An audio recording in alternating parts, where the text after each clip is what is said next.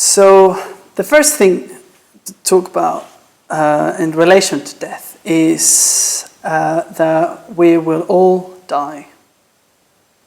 We will all die. Where the death is certain. And the second thing is that the time of death is uncertain. So it's something that we all know, in a way. Like we might know personally someone that have died, who might have experienced death quite close to us, or maybe we might have had near-death experience. Yeah, sometimes we don't quite see death. We don't acknowledge death. We don't.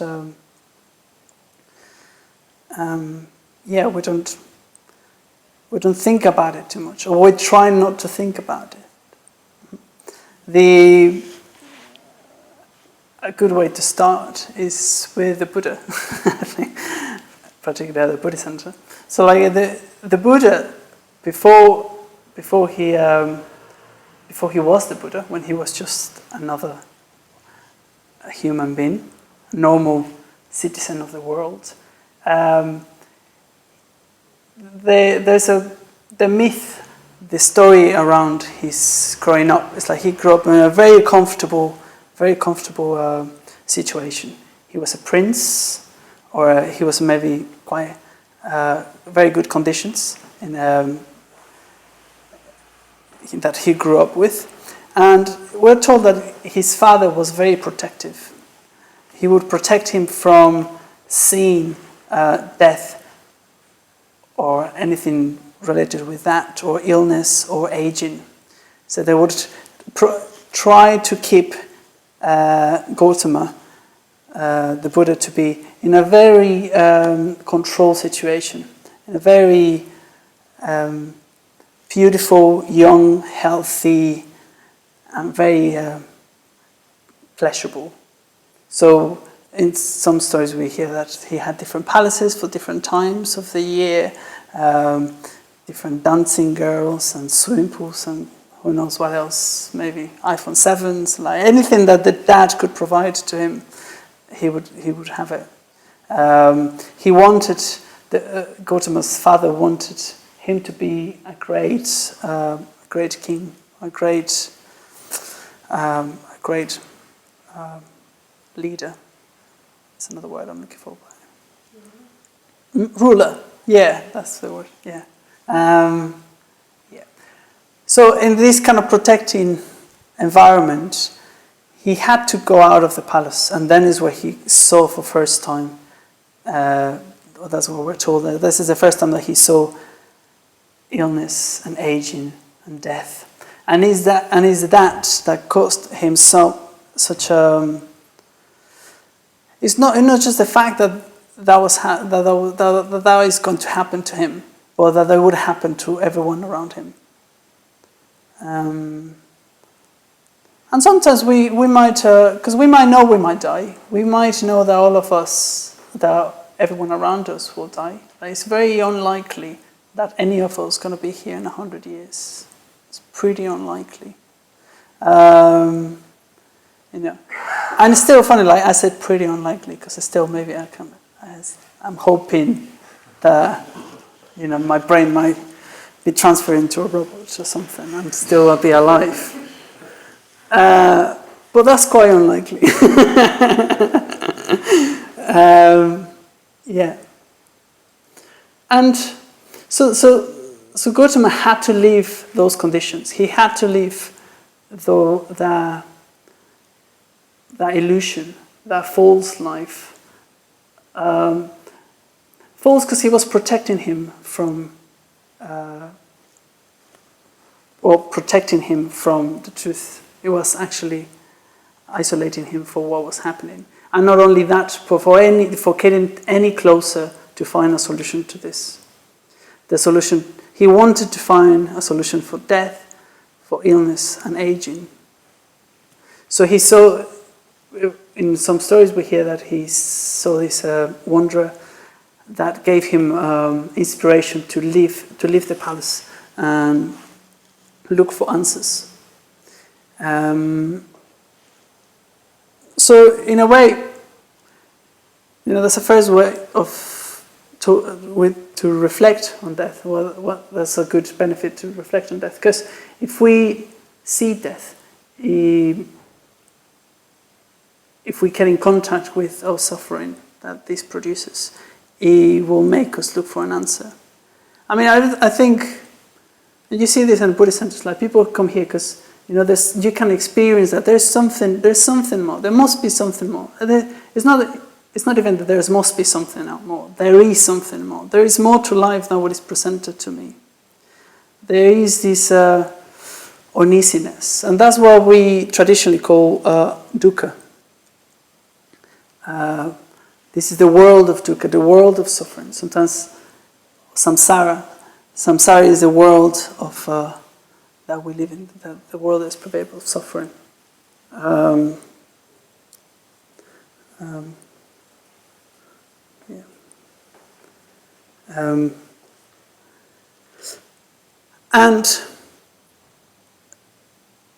what it produces suffering is our expectations of the world. It's more tradition as well. Some of the characteristics of the world in which we live in is like everything is impermanent, everything is unsatisfactory, per se. So everything changes. So you see that you might have a good job or you might have a good experience. Even if this talk is good, it will end. And that, and it's not the fact that it changes, but it's like the fact that we don't want it to change. It's the fact that I hope that my brain is going to be transferred into a robot, that it will. That illusion is that's going to make me suffer. So it's our expectations. It's our expectations. But in a way, reality, like the facts, is like things are impermanent. Nothing is permanent. We kind of want it to be, but they are not. So death as well points at this, like nothing is, everything lacks of substance, of something solid and permanent. Everything is kind of an ever-endless or more complex result of conditions. It's eternal condition arising. Everything depends upon conditions. So there's nothing that kind of stays the same forever. There's nothing intrinsic in anything that stays. And so we might get a sense of these little things sometimes every day sometimes. Like how, when your favorite mug breaks or something like that, just you experience the suffering of your favorite mug breaking. Is that you see that you expected that mug to be unbreakable somehow. So sometimes we don't see it. We don't see this truth. We don't see impermanence until kind of it happens. Though it's kind of ever there. It's always kind of there.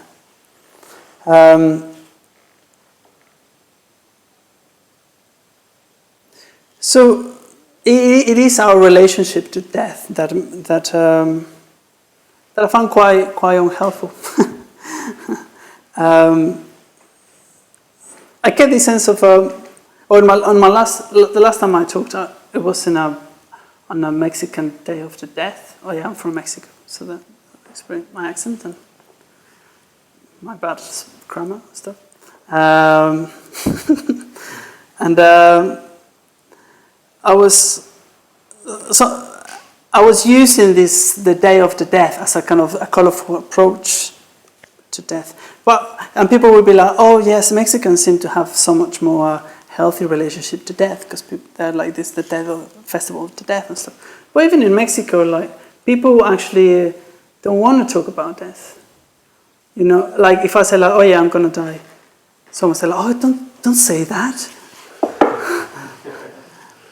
It's just like it's not like trying to be morbid, but like the way that actually our relationship to death is almost a taboo. We have tendency to escape from this truth. We're like, or to distract ourselves from it. And not surprisingly, because it's death in a way is hard to understand. It's hard to grasp. It's hard to. It's not like personally. Or, well, I said it like this, but I don't believe it's true. Like I don't think death is not like a scientific experiment that you can put, or like something you can go to the shop and I'm going to just kind of try death to see if I like it or something. I kind of get a sense of what death is like, and if I don't like it, I'll return it or something. It's not something that we find easy to comprehend, because we understand that death as what could comprehend to death, what could comprehend or what could understand death, it would die at the moment of death or something. So it's kind of hard to get around death without actually doing it. And I'm not suggesting for us to die tonight, but that's not what I'm planning us to do. But as well, we live in the very particular times as well. We live on the age of anxiety. We live, and I hadn't thought of this before until I started speaking. It's something that I find very difficult when I talk, because I've thought some things and I make some notes, but actually when I'm starting talking, another relationships or connections are kind of starting to come into my mind, and other stories and stuff. But one is I wasn't planning to tell the story of the Buddha, and it just struck me how in the life of the Buddha, it's almost like our capitalist world, our world of consumerism, the way in which we live in. It's almost like I don't think there's like a big king like Gautama's father just kind of controlling us all. It is a human tendency, and I think our systems have developed a very complex way of actually distracting us from it. The wealth that we enjoy nowadays allows us to be more distant from death. It's so the ill are sterilized and put into particularly clean rooms or something in a big building somewhere else, or either there's a special people that go and take care of them in their own houses, so you don't our relationship to death might not be so immediate with illness. Sorry. The same with aging. The way that we kind of grow up, maybe aging groups are just old people just go to old people's houses or something. We get on with our lives or something. And the same with death. We don't see death happening.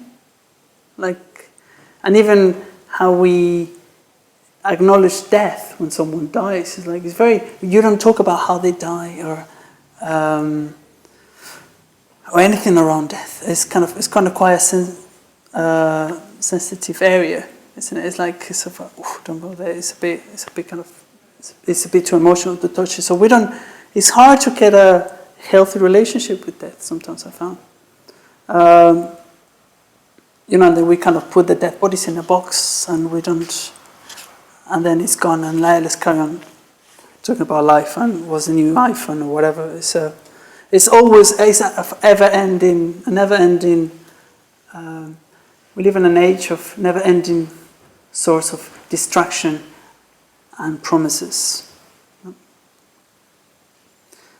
And we're so caught up on the importance of getting stuff and getting an upgrade for stuff. I think we more intensely than ever, we as a generation think we've seen so much advance on technology and science in some ways.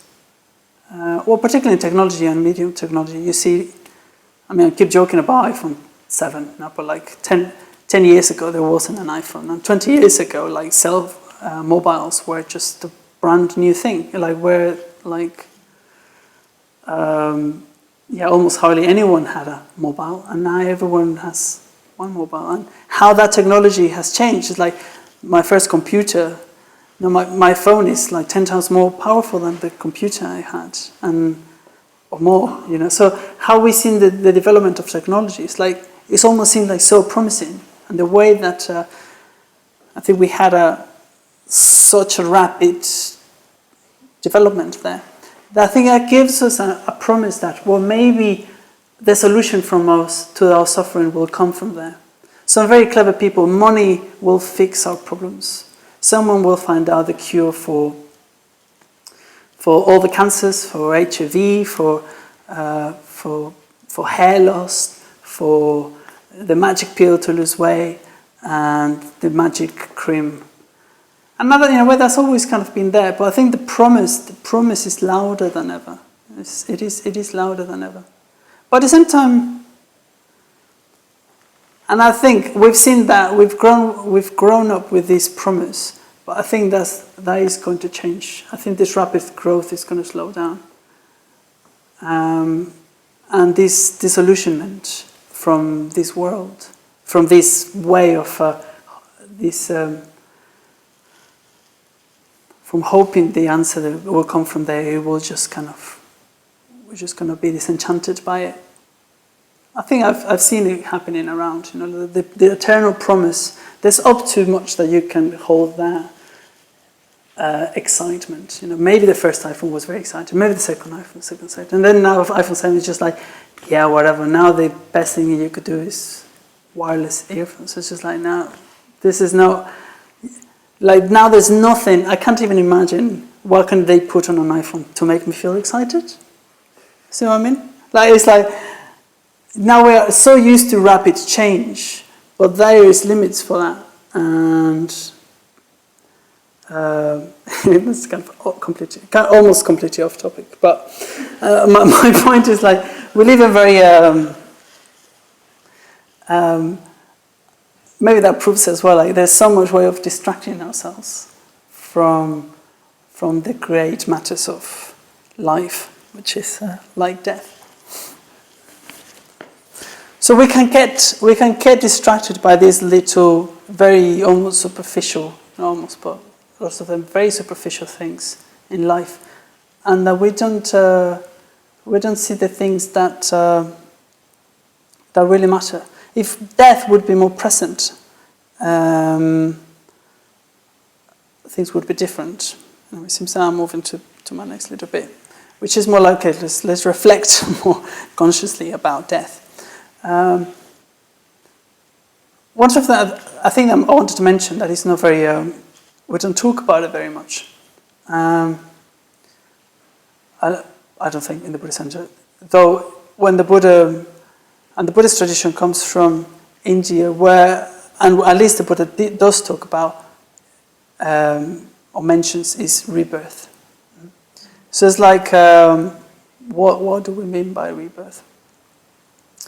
And as well, there's many things that you can talk and we can argue. We can all have another whole evening about what do you mean by rebirth. But why I wanted to mention rebirth is because for me personally, I think I grew up with a kind of quite new agey kind of family, and the fact that I started to meditate when I was 5 or something, and I think the concept of rebirth was quite early on, kind of around the idea of rebirth. So I can tell you that, and it's probably one of the motivations that made me come to Buddhism, to the Dharma, is that this life, imagine if you've done this life, this birth and aging and illness and this whatever you do, fall in love, burying other people, suffering other people's death, and buying stuff and losing stuff and getting press and getting fame and then getting insulted or something. Just like all this, like if one life, imagine, could be kind of quite tiring. The idea of having to repeat it over and over and over again is kind of quite exhausting. Because there's two ways, isn't it? If you think that after this life it will be a happy ever after ending, that it's going to be a paradise, and then that will be the eternal kind of bliss. Then like kind of, and that will all be the same, and everything all the time will be pleasurable, and you will get everything you want all the time. Or after death, there's absolutely nothing. There's like, your consciousness or the way you experience is just a side effect of chemical organisms and blah blah blah blah. And the time you die, like that's it. It's so because sometimes if you feel like that, then you feel like, well, if there's all this suffering, if I just die, I'll end it up. I just don't care. But if you get the sense of like there's a possibility that kind of carries on, that death doesn't finish at death, that the suffering doesn't finish, it doesn't end at death, then you're kind of stuck, basically. So that's why, like, basically, suicide is not kind of an option, because it's really not a solution to your problems. Anyway, no, I just that sounded quite dark, but I guess my point there as well is just like, for me, at least personally, was a sense of urgency. So it could be quite tedious actually to just ignore what is worthy, ignore what is meaningful. And maybe you do it for a week or 2 weeks, and with a series of 2 in Netflix or something for a month, or for a career, or 5 years or something. Maybe you do it for 10 years and then you go back to the meaningful, what is important in life.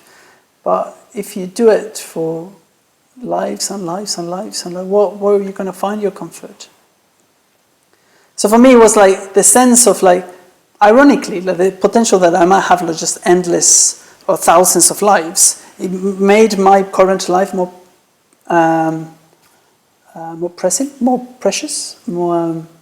I don't know if that makes sense for you, but anyway, at least personally, it is a motivating factor. Actually, I don't want to keep repeating my stupidity and repeating. I kind of want to kind of free myself from. Oops, well, I could have talked about this for another evening. But anyway. Death. So why talk about death?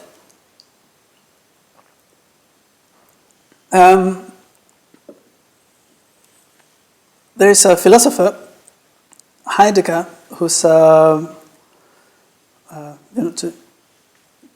say something else that is not from Buddhists. He said that if you want to,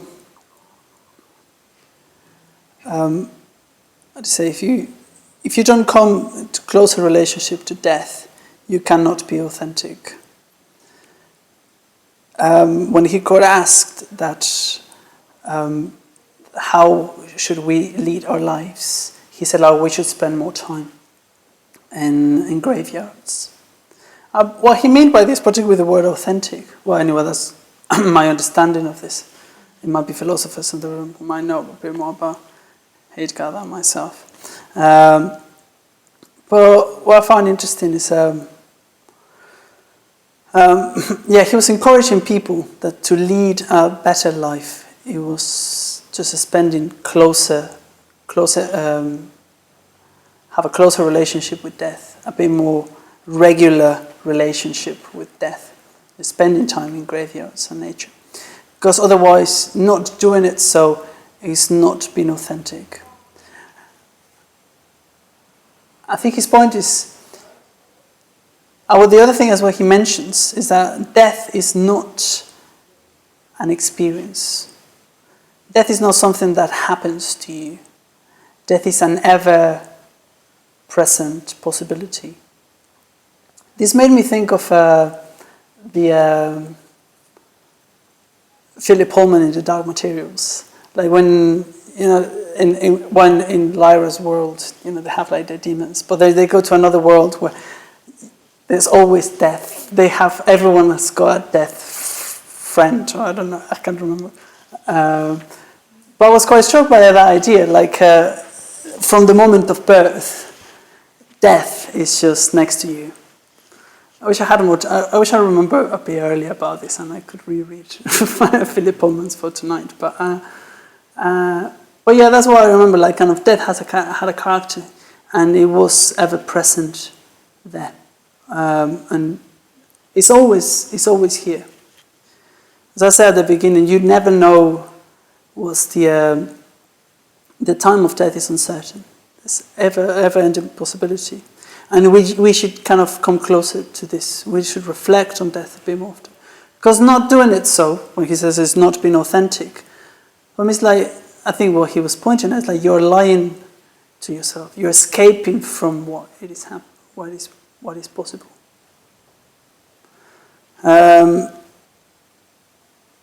And I see it as well, like, in a way, it's about, I think, integration somehow. We somehow not embracing death is a lying to yourself. It's lying to your own nature somehow, and it's almost unkind to yourself. And that's going to stop you living your life more fully.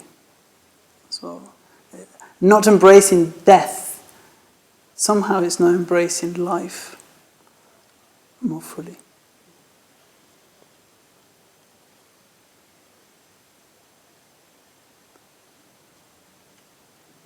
Yeah, when we talk about the quality of mindfulness, it's almost kind of kindly awareness.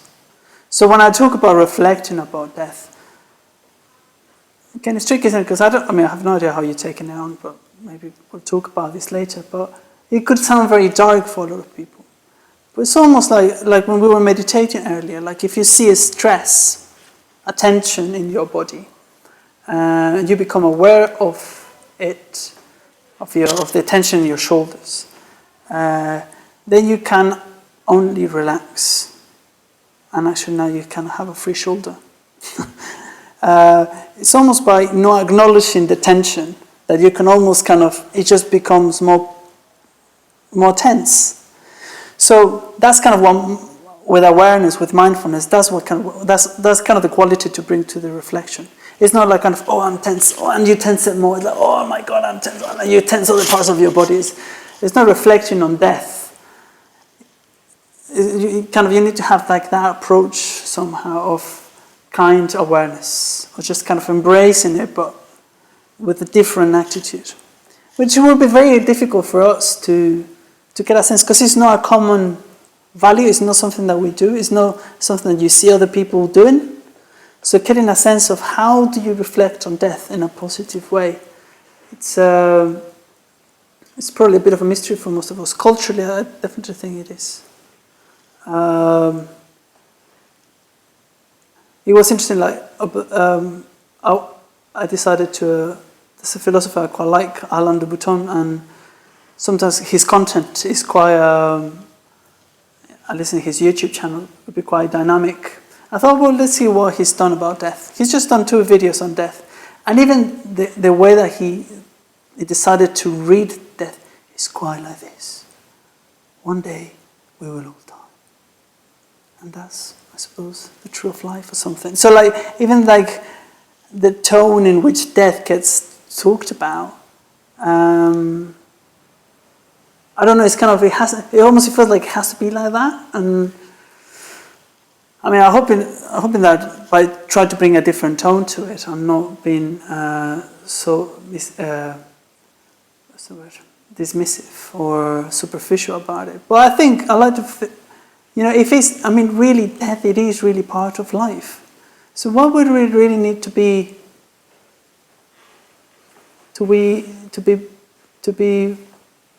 weird about it or negative about it?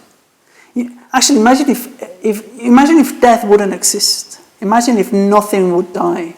Imagine all the plants die and everyone dies. I think just, the world would have run out of resources a while ago. And, I can't even imagine, actually. When you try to really think like nothing would die, like everything is permanent. That's, actually, and do you want that?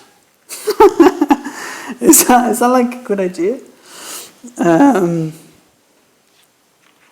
When nothing changes?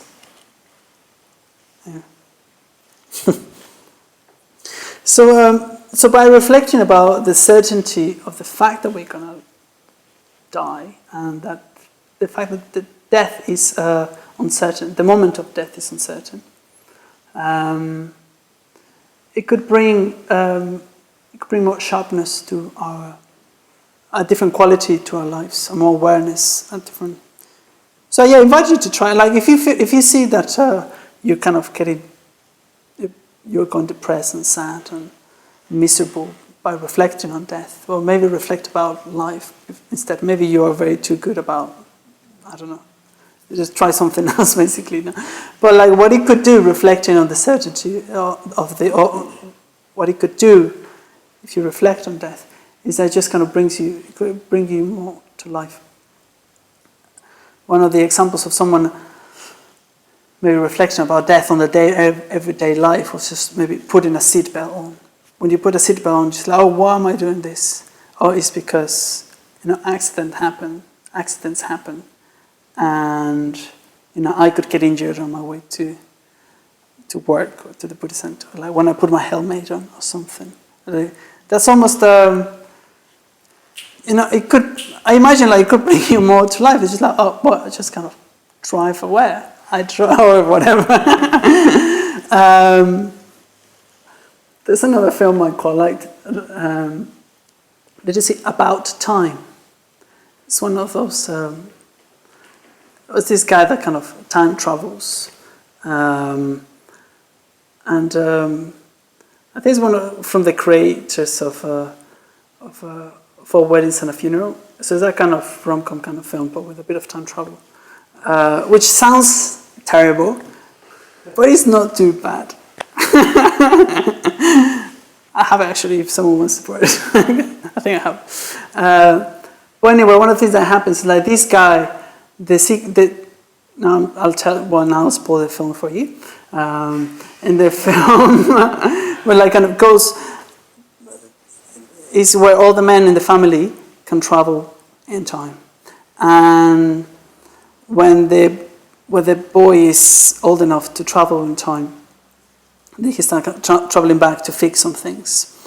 But it reaches a point where once he's had a son, he can't go back to the time before that birth. Otherwise, it would change the conditions for this particular baby. So he kind of had a particular relationship with this baby and then went back to something that happened before and the baby got changed. So then he realized that he couldn't go back because it was messing up his mind of having different babies. And for that, at some point, it meant that after his father died, he couldn't go back to visit his dad. I don't think I'm explaining this very well, but so then his dad said, like, well, I'll tell you this. And nowadays I hardly travel on time. And my secret is traveling, how I live my life more fully, is going back and repeating. I go through my day doing my day as normal. And then at the end of the day, I go back on time and I do the same day again. But this time I'll do it aware of what's happening. And I do it aware of other people and trying to be kind or something like that. So the effect, so you kind of get this sense of, as a day is just kind of boring and he misses kind of the beauty. But if he's aware, he sees all the beauty and he sees life.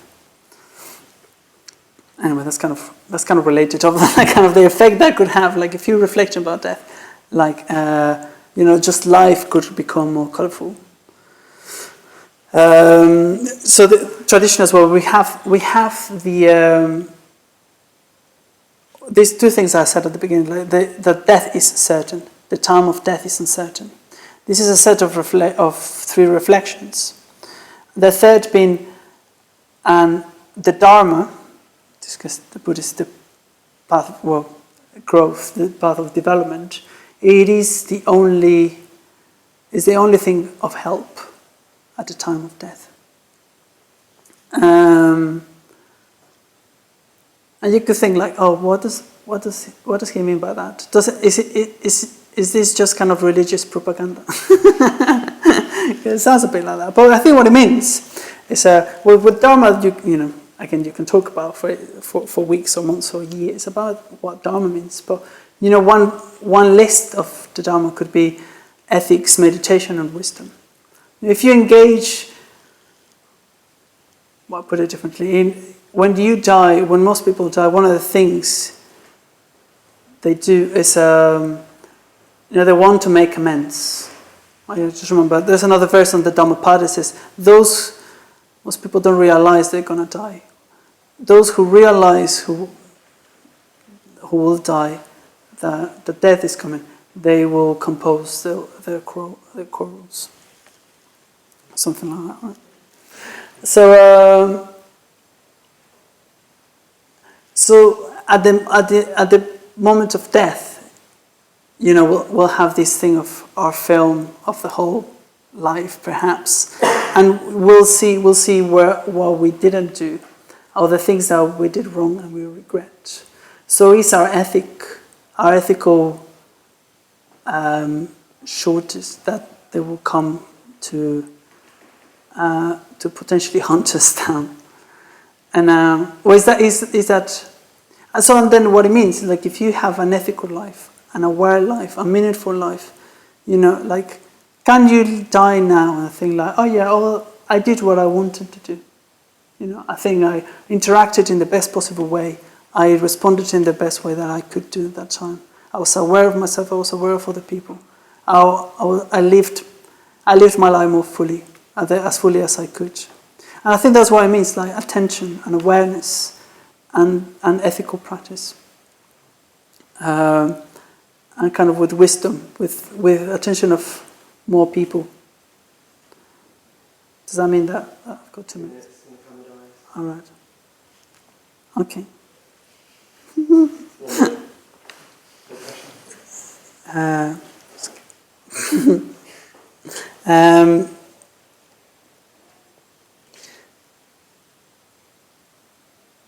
Yeah, and I've managed to not talk about bubbles. I don't know if you've noticed so far. I didn't put it just as a mistake, but I guess it's just to finish like that, reflecting on the Dharma. Dharma is the only thing that would help. Because I think one of the things that happens as well, what distracts us to talk about death, is taking other things too seriously. We take our careers, our lack of money, perhaps, our lack of status, of lack of options, or of the kinds of holidays that we can take. Or I don't know, we get distracted by very silly things. We take other things very seriously. And so in a way, death could brings you perspective. It could bring you perspective on what is the real importance of things. And I wanted to bring bubbles as in, I think bubbles, even the word actually is quite, I really enjoy the word bubbles. It's, I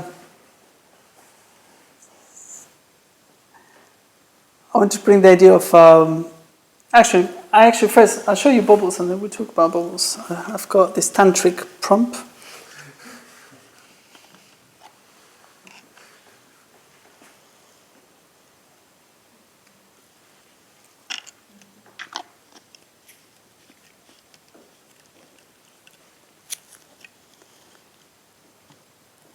Stop reflecting on death, and I was reflect on bubbles. Bubbles are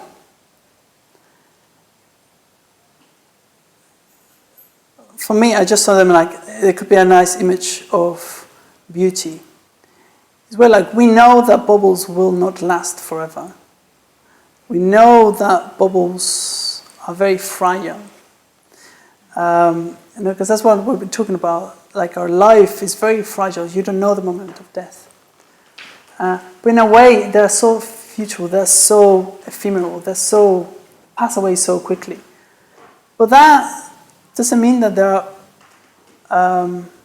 even if they're kind of pointless, it doesn't mean that they are pointless. It doesn't mean that there's no value in doing it or something. This is the point where it's just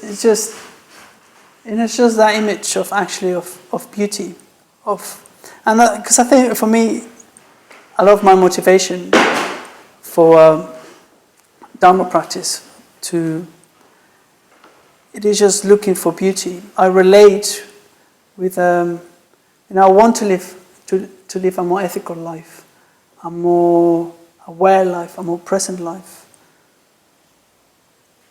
Not maybe because it will make my death a happier death or an easier death, but it's just because it's beautiful.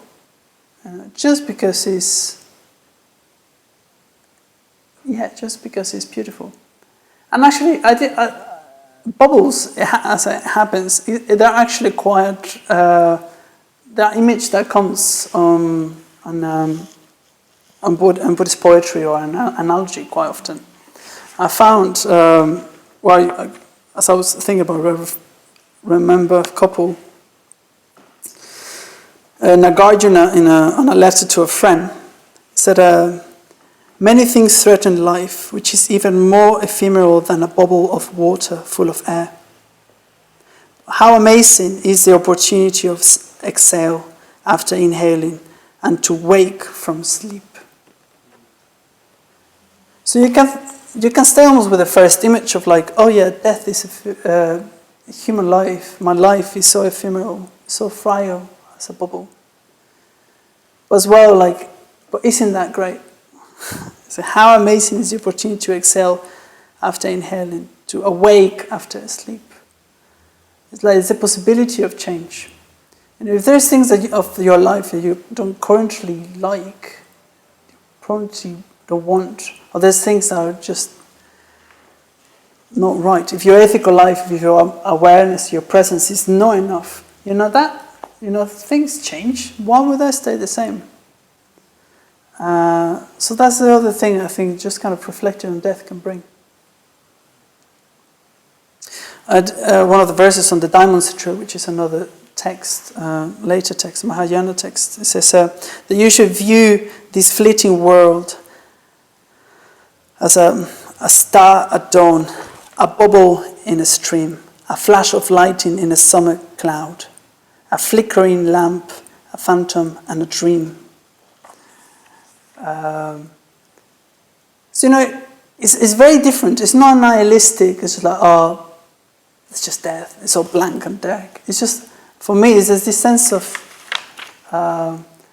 even though it's everything, even if nothing is fixed and permanent, is this condition arising. But like, even though if that sounds complex, you don't need to think about it complex. You can just rest on the beauty of these phenomena of what life is, and make the most of it. There's another list where the 5 skandhas, so the 5 areas or parts of that make a human life or existence or experience. They're given different analogies. One's like bodily. The body formations are like foam at the edge of a wave. The feelings are like water bubbles. That perception is like a mirage. Formations, or kind of habits, are like a plantain tree, which is so apparently is a shallow tree. Doesn't have a core. It's very and consciousness is like a magical illusion. So like everything is kind of ephemeral, thin. But the Buddha uses, this is the Buddha in the Samyutta Nikaya. It uses images to communicate. Actually, you don't get a nihilistic sense of that. It's like everything finishes. It's like, no, isn't that great? Like, I don't know. I guess that's what I want. Where I would like us to, the notes or something that I would like to bring into for an end. It's like that. Bring in I think this would be successful if every time you see bubbles, you think of this talk and you reflect on death and on the beauty of death, and with it just on beauty actually, and the possibilities that this represents.